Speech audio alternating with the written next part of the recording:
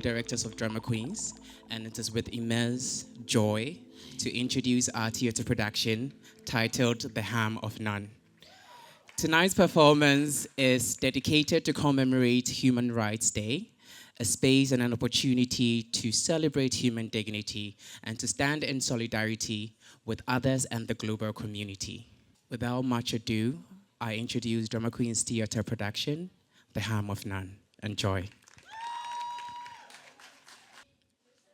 For the good of all and to the harm of none, our souls unite beneath justice's bright star. Our stars in heaven stands, our right align, a cosmic tapestry where all souls shine. In this grand theater of humanity's stage, where shadows flee from wisdom's sage, each heartbeat echoes with freedom's call, a symphony of hope, breaking every thrall. Like rivers carving path through rugged earth, rights carve their way, intrinsic from birth. They bloom as flowers in the garden fair, each petal whispers tales of equal care. Let this play unfurl its scenes a caverns wide. Brush stroke of courage in justice tide. From chains to wings, our spirits take flight, embracing rights that bless both day and night.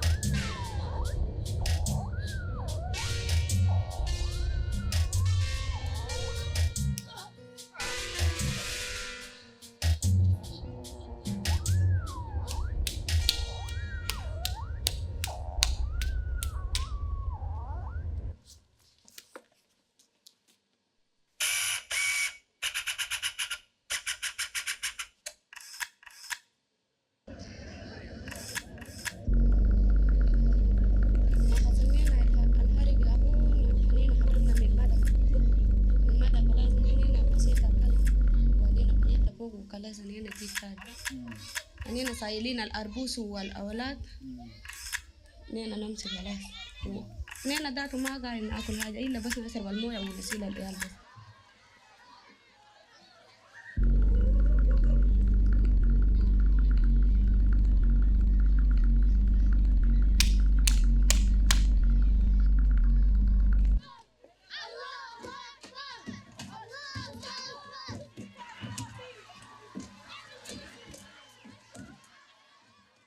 I will sing you a song of a European war. The war was fighting and nearly to complete. Hitler was a bullet and all his soldiers gone. I enlisted friends, John enlisted there's discipline. So Go and tell the girl whom I love. Go and tell her mother she sees me no more. If I die in the battlefield, I die forevermore. Now every British soldier is fighting for the king.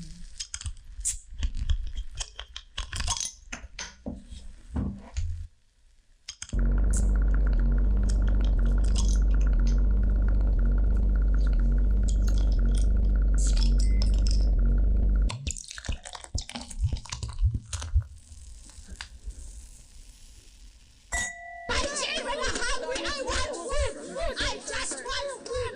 We want food.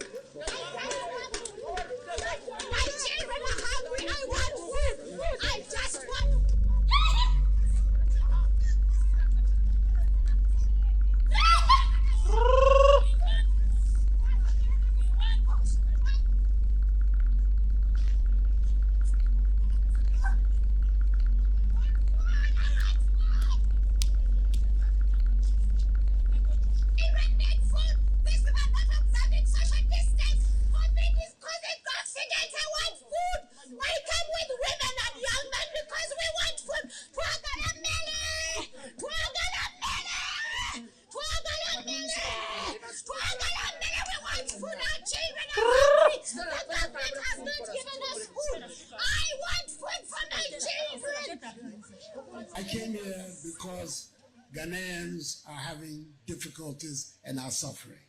Me va fi gomenye be Ghana to e kuki nu le fure no ale mo le kupe ya ta ibala. It is my responsibility to try and help. Even though that say you be ya ta baba akpene bia. Because it is a question of counting where I should be and who doesn't vote for me. I shouldn't be here because you don't vote for me. E gomenye be de ye be me le tame bube me kai jakone me ka be jakone e do hi I mada for you. But that is not my concern. Gake e amele be be o.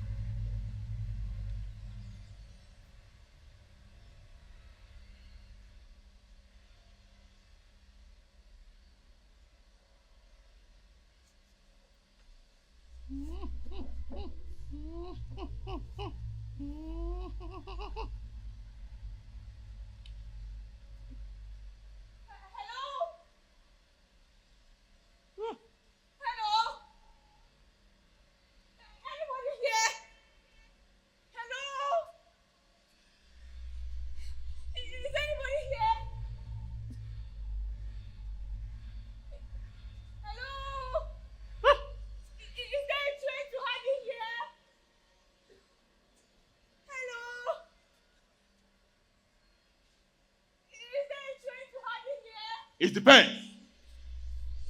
When are you going? Right away will be preferable. No, madam. You misunderstand. I mean, when in Ardi are you going back to?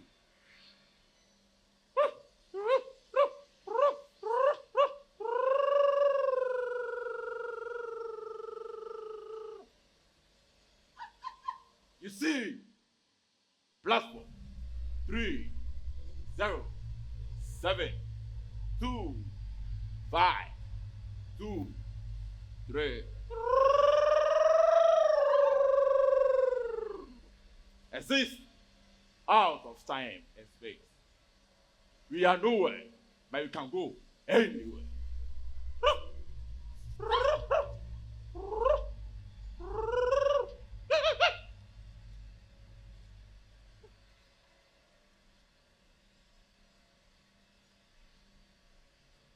Welcome to platform 3, 0, 7, 2, 5, 2, 3. The next train bound for the future arrives at 1600 hours. Remember, this train might take a while, but everyone gets back home.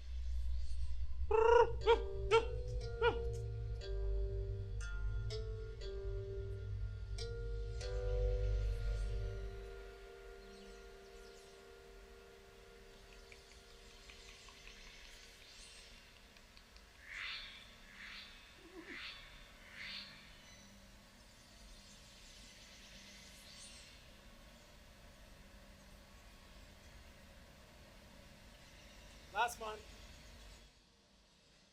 Adnan's Baba was beaten because he was carrying a watermelon. His son had wanted watermelon for weeks. But the officials at the crossroad decided that the poor man was a rebel, a spy, trying to oppose the Israeli government.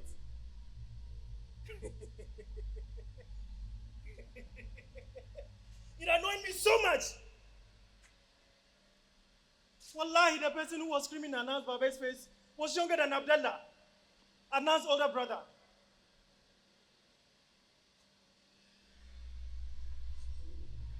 Hassan, Faisal, and I couldn't stand it. So we decided to paint the entire Adnan school black wall black, white, red, and green.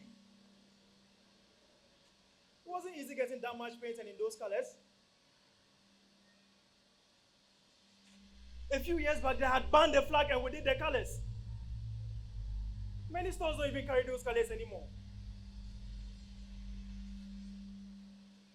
The officials, the officials were so furious. The building was whitewashed that very day. Now they attempt to control how we feel. They raise our farms.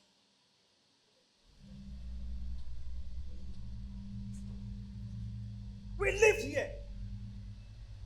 My grandmother, her mother, and her aunties too. We harvested olives, fished, had our children. We celebrated funerals and weddings here. Now I don't even know if my children will get to have children of their own, or even a home of their own.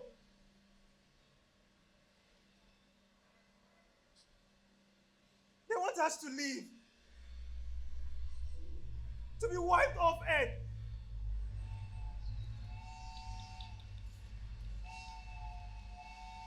Wait! Yeah! Hello! Yeah! Wait! Oh, wait! Not yet! Hello! Yeah! Hello! Yeah! Hello!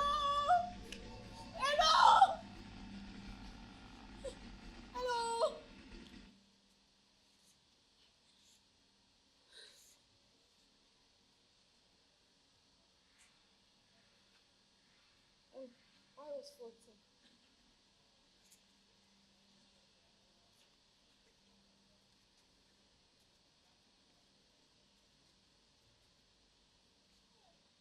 I had experienced despair at first hand.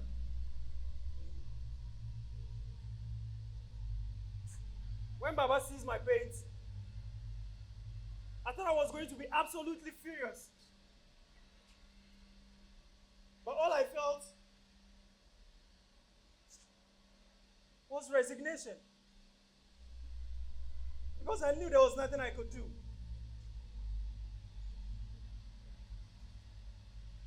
I remembered I had experienced despair at first hand.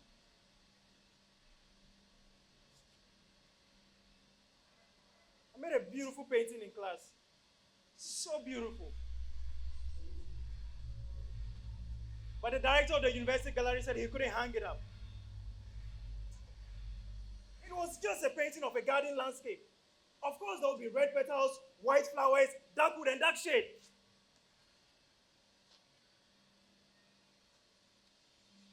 The following day,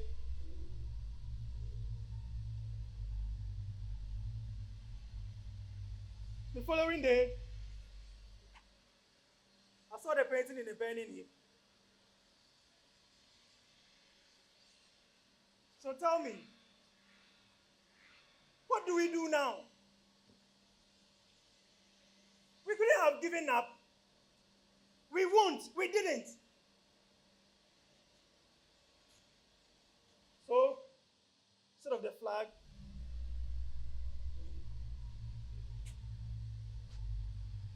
we found a new way to protest. The most delightful way, really. The watermelon.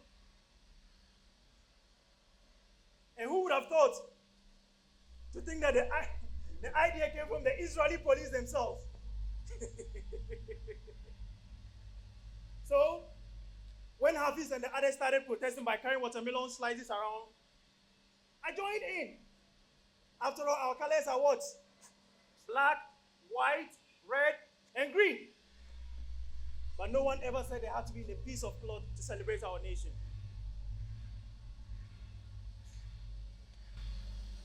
You know,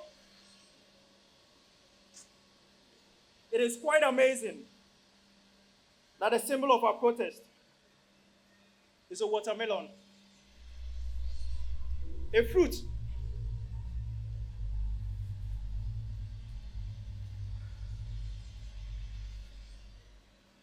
There's fruits.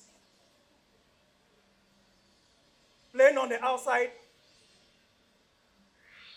but colorful enough on the inside to give us the hope and the will to fight back. Now, no matter how many flags they burn, how many farms they raise, they can't make watermelon go extinct now, can they?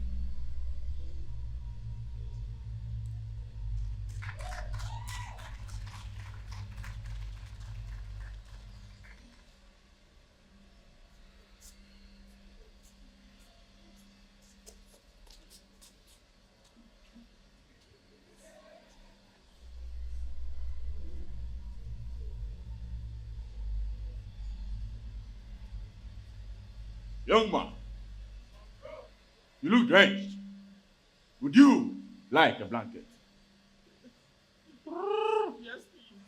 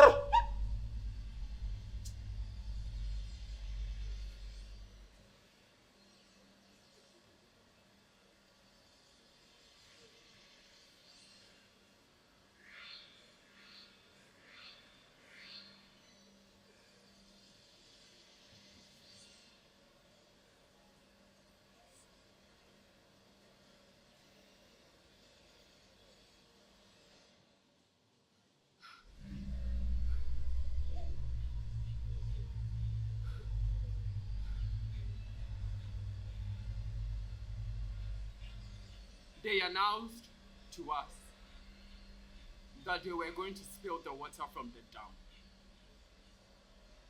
I could tell Ma was worried. There is a different kind of dread you feel when you know your life is about to be turned on its head and you can't do anything about it. Sometimes the VRA workers who lived on our streets would give us a heads up. We would move our stuff onto the table and then leave home when they do. But that is hardly enough. This time the announcement came far too late. It is not a matter of if our houses get flooded. It was when. It is a different kind of torture. The mental anguish as you wait for your terrible fate. We did not only lose our homes, Mama's farms have all been reduced to marshlands. We would have gone to live with relatives, but they have all been displaced too. Everyone wants to help, but they can't because we are all in similar streets.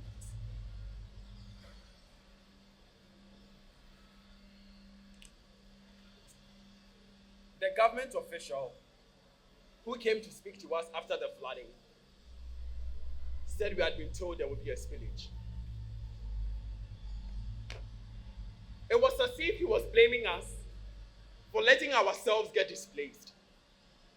It doesn't make sense because merely informing people about an impending danger doesn't mean they are necessarily equipped to face said danger. Where were we going to move to? Yesterday, I had a room in my mother's house. My mother was a well-to-do farmer with a large stall at the market. Today, we have to rely on the kindness of others, even for the clothes on our back. And yet, the government says it's our fault for not evacuating on time.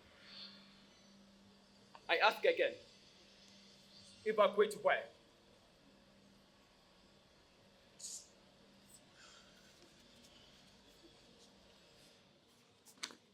I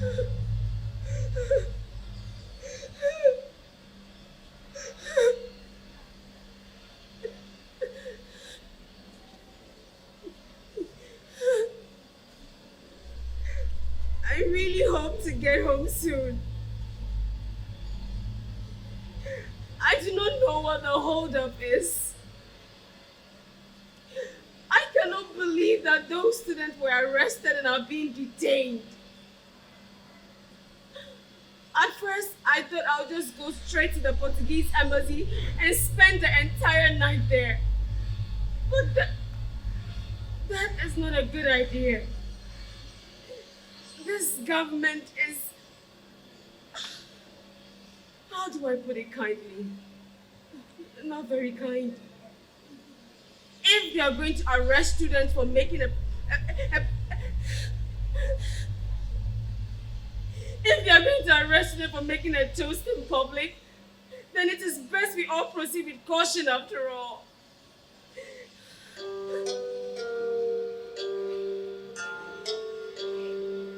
Did I make a mistake? Did I make a mistake? Because this doesn't look quite right. Hi. It's all right. It's fine. We'll be here for a while, but then we'll all get back. It's okay. The ticket master explained, or he tried to explain. We'll be here for a while, but then everyone will get back to their respective times. Times? Yeah, I'm from 2018. So, I was on my way to work when I suddenly saw that I was here instead. Yeah, I'm Amira. My name is Benenson, barrister at law. It's nice to meet you. But what do you do? I work in a refugee camp in Ngor. Before that, I used to be a fashion model, but now I work with the women and children. What about you? Are you okay?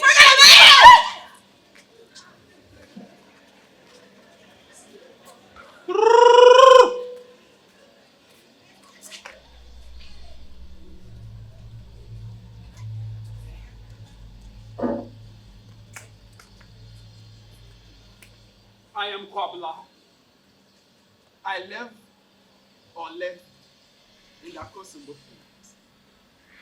My town and the next has been flooded for a few days. I don't know if I can ever go back. Akosombo. Akosombo is at the Upper Water region. I come from the Gold Coast. Our countries are next to each other. But I didn't know you had a dam. Gold Coast? Yes. Do you mean Ghana?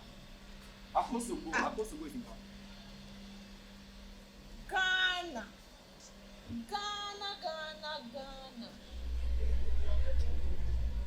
Oh, Ghana! Ghana too sounds nice. Hey, it feels nice to know we did something. We got somewhere. I am Mama. What about you? My name is Nazir, an art student from the University of Dar el Halimati. I was on my way to the University Gallery to deliver this. It is due for exhibition today. Wait, an art exhibition in Palestine? Yes. Well, there's still that. I am on my way to meet my colleagues. A couple of students were arrested and we are getting together to develop a strategy to get them out. The paper said there were 2 students and they were causing a nuisance, but that is not the case. Our government is clamping down on many forms of dissidence as they can find. The 2 students were at the bar toasting to freedom. A week before, the editor of the local newspaper was arrested. Before that, the publishing house ransacked. So we are getting together, writers, publishers, writers, as many as we can find, and organizing strikes and sit down across the region. For now, we still live in democracy, and I'll be damned if my voice is taken too. Tell me, where do you come from? I know you're not Ugandan, though we both speak the same colonizer's tongue. You do not speak as we do. Yet your story sounds much like mine. I live and work in Ireland. Wait!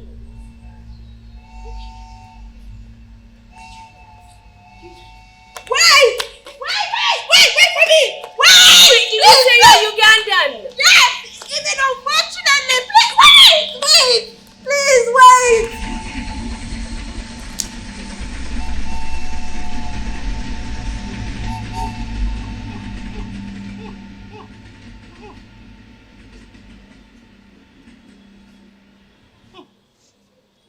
I have been arrested more times than you'd imagine. Each reason slightly different. And all of them because my words rubbed people with power the wrong way. But let me tell you, it is hardly my fault that when you read the words pair or bottle, you knew that I meant you. That when I said to write me as prose on Agarwood, you knew to feel shame over the blood you had shed. My people have a saying. If my words hurt, it is because they found you. No. I never imagined in my wildest dreams that I would be in prison for merely writing poems, criticizing the multiple governance failures of what is quickly becoming a dictatorship. Perhaps I was naive, but then I did not expect this full democracy to be so reckless. See, I was hopeful, not deluded. I suppose I did not realize just how much of a farce our full democracy had become. That it would, by my arrest, provide ample evidence of the repression and suppression of dissident voices such as mine. Or rather, I couldn't have imagined the lengths quasi-dictators would go to consecrate even more power, ensuring that no other people express any form of autonomy, that all attempts to negotiate power were stifled. Tell me, really, they were but poems published to my social media pages for all 100 followers, and I'll admit they were rude, delightfully so, for their actions aren't polite. That their repression, no matter how much they may clothe it as otherwise, isn't born from love or care or even empathy. So why then should I, in the one form that is mine, reduce myself to correctness, to the propriety of respect? Why? So they arrested me and they charged me with one offense or the other. What? Public nudity? Misuse of computers? What? Public disturbance? One more facetious but true charge. And with one or the other, they kept me in prison. And from the moment the soldiers entered my house and took me, I knew that poetry was waiting for me. Tell me, how could I not write? I exist within the community. I eat what they eat. I drink what they drink. I suffer from what they suffer. And those days and nights I spent in the prison, I lived the lives they lived. I saw how much women whose only transgressions were with babies on their backs, hawking while the rich ate, selling their appetites with their prominent ribs and hallowed eyes. I sang with them. The lullabies our own children wouldn't hear. We sang them to the babies that were delivered onto the cold, hard floor. And if our leaders, so wise, so consumed with their facetious laws on sodomy, cared as much as they postured to, they would have started in the prisons. For each night I stayed there, my limbs fell into the cracks of the next woman, and hers into the next, and the next. Human centipede arms connected to an ass crack of less than favorable living conditions. I believe that writing is both a privilege and a source of power. And I know that while some of us deliberately choose to use our writing in the service of society, others choose to benefit from their writing by serving the dominant oppressors. Writing can either challenge or contest against oppressive power. But but it can also maintain the status quo and further entrench oppressors. I am not mad that I would tell a lie. So instead of climbing up like they intended me to, allowing my fingers to freeze into themselves, I wrote some more. If I have a voice, then I must write. It is what I knew then, it is what I know still. So I wrote the names of the women who shared the all too small self-love with me, and the names of the children we may never see again. I wrote the names of the babies who suckled on the dry tongues of the elderly jailmates. I wrote songs and poems damning the oppression of Museveni. And in those words, even if fleeting, I found joy! I found joy! I found joy! I found joy! I found joy! I found joy!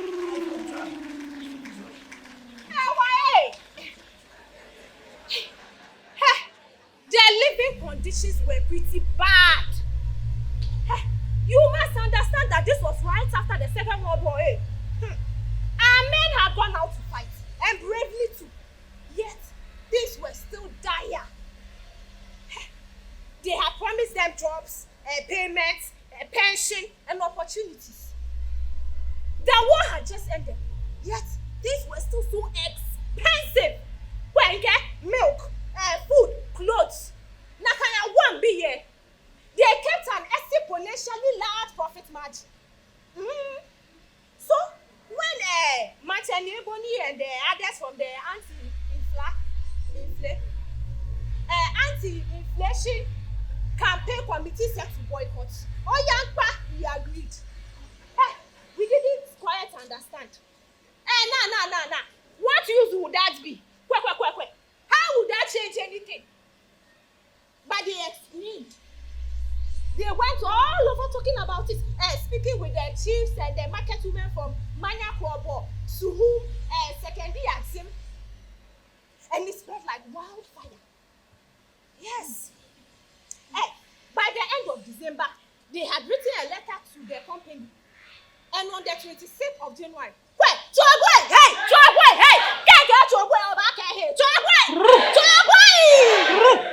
we began the strike.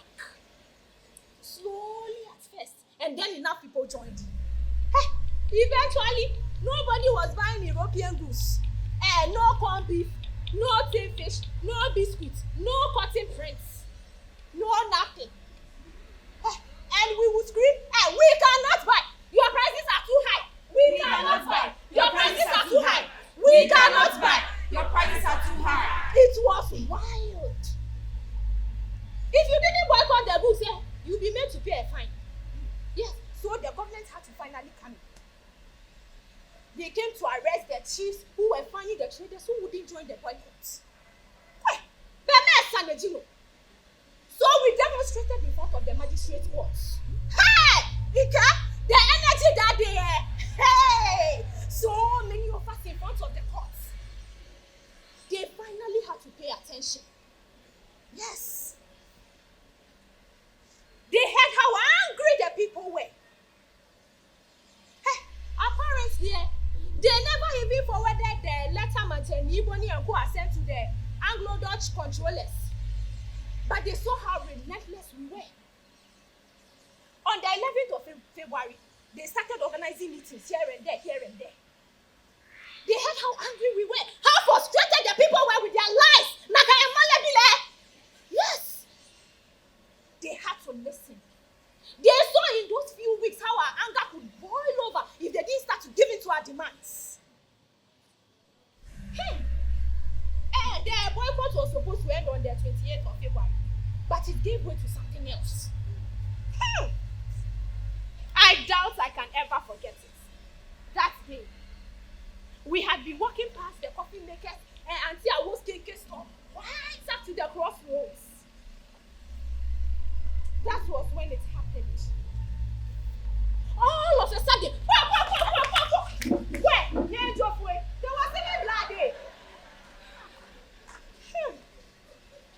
3 of them died that day. Veterans from the Gold Coast Army. I doubt I can ever forget it. The next 5 days were, everyone was so angry. But I remember that Saturday. We saw the blood. We had bullets hit bones. We didn't quite think they would die. The three of them. They had seemed larger than life itself.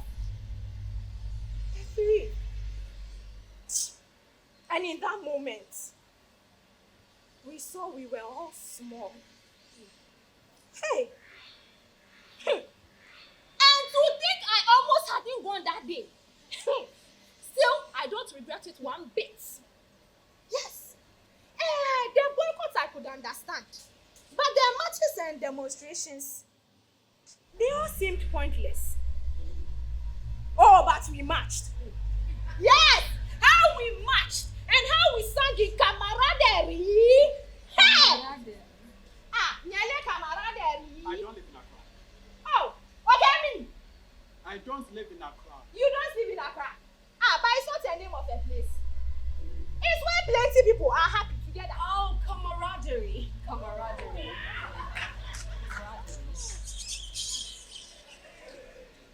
Hey, how we danced and how we sang it.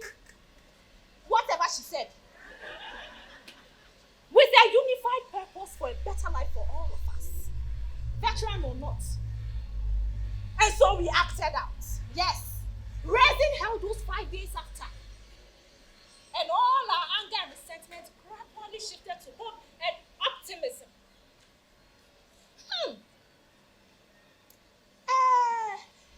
Those days after the 28th, after the shooting, were not some of my best moments. But you can never deny that violence turned next. And boy, oh boy, did some next turn and hard. Yet, the finest moment for me, which I reckon I'll continue to recount, are all those times. Yes. Oh, we marched. We marched. How we marched with our prides up our sleeves. And in those few hours, all our anger and resentment turned to hope. The righteousness of our despair were the closest thing to collective joy. So we marched, singing and dancing. Kweke alenkrisi. Otomo kontenia wole sono. Boba chebo le cheme. Wasen yora he mo boy. Inke. Otomo kontenia wole sono. Boba chebo le cheme. See, I don't disagree. Wait, I don't disagree.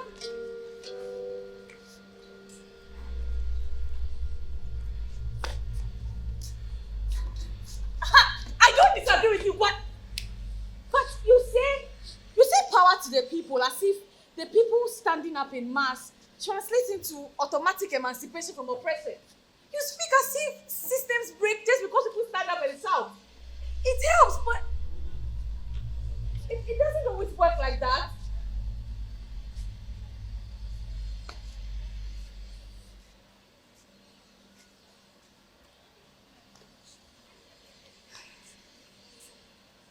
When I was 14, the fightings became worse. El Gineina, the town we lived in, has always had fightings. But that night, everything changed.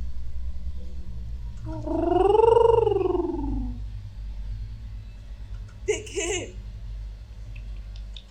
Armed men.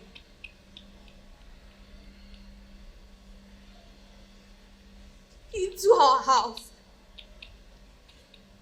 They shot my parents and brothers. Oh! My sister, Nafisa, and I hid. Her in the little water drum. And me at the back of the house. With the eggs the chicken had laid.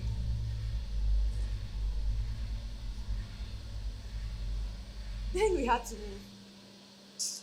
But we had little money. And even if we did, what was there to buy? We joined a band of more children and walked walked until we got to Chad. How do you use the people's power to fight this? Where do you march? Who do you give your petitions to? You assemble and march and give the militants free target practice. Every day could be your last. Food is almost non-existent. Water is a luxury. Where are you going to summon the strength to march and shout? Who do you shout at? The rebels for simply turning your brothers and sons into child soldiers? The government that is the reason all this unrest began in the first place? Or the white people who bring the guns in and mine everything else where our blood pours?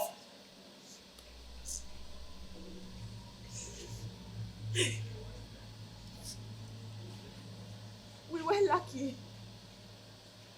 Those of us that survived the trek, the rise in the camp, we were grateful for the drops of water, the sight of our countrymen, the sound of our shared language, a place to lay our heads so far from home. So when they came and took us, we would be grateful, happy even. To be chosen was to be made free. The little babies would get new mummies. And if you were as lucky as I was, you could get a whole new life. Anything is better than menstruating without water. Anything.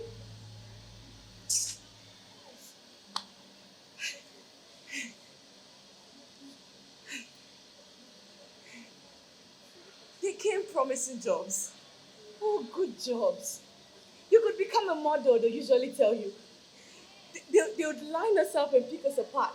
Oh, your skin is too coarse. We don't have this shade of black just yet. Oh, your eyes, your lips. Smile for me. They'll show you pictures of beautiful women wearing beautiful clothes, and you wouldn't hesitate to agree. Becoming a model meant income. Income meant better living conditions for you. It meant better food, health care, warm clothes. So when the recruiters came around again, I got picked. I didn't want to leave my sister. I said she had to come too. They said I had to work first. It was hard, but the promise of better gave me strength.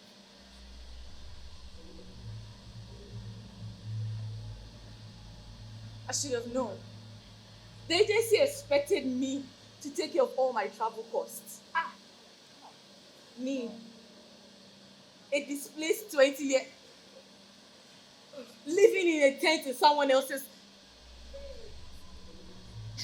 But I had such dreams. They gave me so much hope.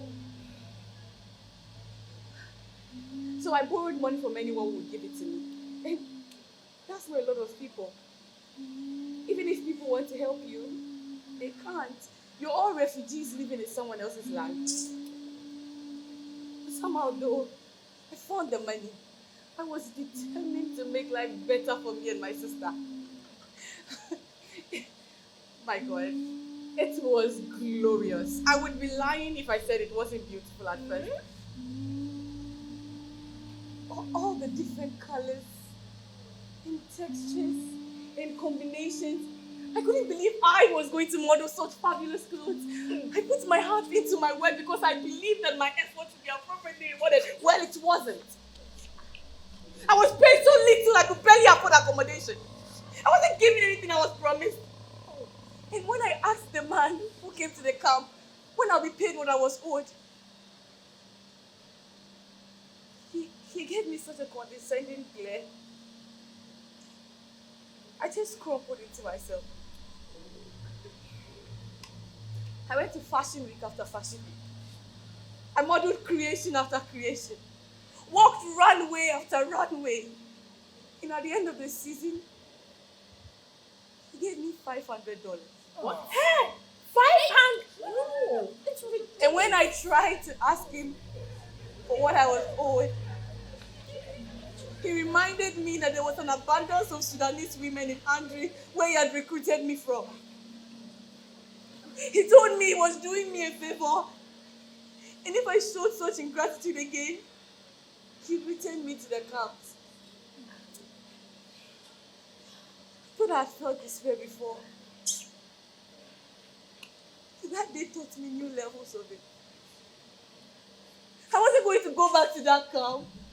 It was hard. Food was sparse. And we had to rely on the kindness of others to suffer.